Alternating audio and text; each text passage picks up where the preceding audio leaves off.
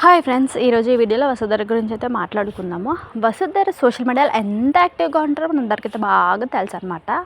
So చాలా అంటే చాలా యాక్టివ్గా ఉంటారనమాట. ఎంత యాక్టివ్గా ఉన్నారంటే తను ఎక్కడ వెకేషన్కి వెళ్ళినా, ఏది చేసినా, వీడియో చేసినా, మ్యాగీ చేసినా అన్నీ కూడా సోషల్ మీడియాలో షేర్ చేసుకుంటూ ఉంటారనమాట. సో ఈరోజు కూడా ఒక వీడియో అయితే షేర్ చేసుకున్నారు. అసలు వసుధర ఎలా వచ్చింది, తెలుగు సీరియల్లోకి ఎలా వచ్చింది, అసలు ఎలా వచ్చిందంటే ఫస్ట్ కన్నడలో బాగా నటించి మంచి పేరు తెచ్చుకుందనమాట. సో తెలుగులో అవకాశాలు రావడంతో తెలుగులోకి కూడా జంప్ చేసిందనమాట.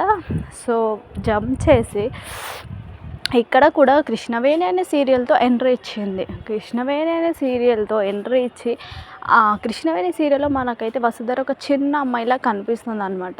సో ఆ చిన్న అమ్మాయి నుంచి గుప్పడంత మంచి సీరియల్లోకి జంప్ చేసి పెద్ద అమ్మాయిగా కనిపిస్తుంది అనమాట. కనిపించింది కూడా ఆల్రెడీ.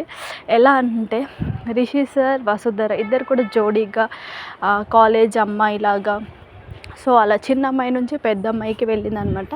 సో చిన్న స్టెప్ నుంచి పెద్ద స్టెప్ వేసేసి చిన్న సీరియల్ నుంచి పెద్ద సీరియల్కి వెళ్ళేసి పెద్ద సీరియల్లో మంచి గుర్తింపునైతే సంపాదించుకొని తనకున్న టాలెంట్ అంతా చూపించుకొని తెలుగు ప్రేక్షకుల గుండెల్లో చిరస్థాయిగా నిలిచిపోయేలాగా వాళ్ళైతే నటించారని చెప్పాలి. గుప్పడంత మంచి సీరియల్కి ప్రాణం పెట్టి నటించి మంచి పేరునైతే సంపాదించుకున్నారు. అయితే వసుధర ఈరోజైతే సోషల్ మీడియాలో ఒక కొటేషన్ అయితే షేర్ చేసుకున్నారు. వసుధర అయితే సోషల్ మీడియా చాలా అంటే చాలా కొటేషన్స్ అయితే షేర్ చేసుకుంటారు.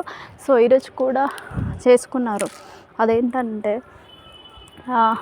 ఎగ్ అయితే వాటర్లో వేసినప్పుడు గట్టిగా అవుతుంది. సో లోపల అంత వాటర్లో ఉంటుంది కదా, సో గట్టిగా అయిపోతుంది.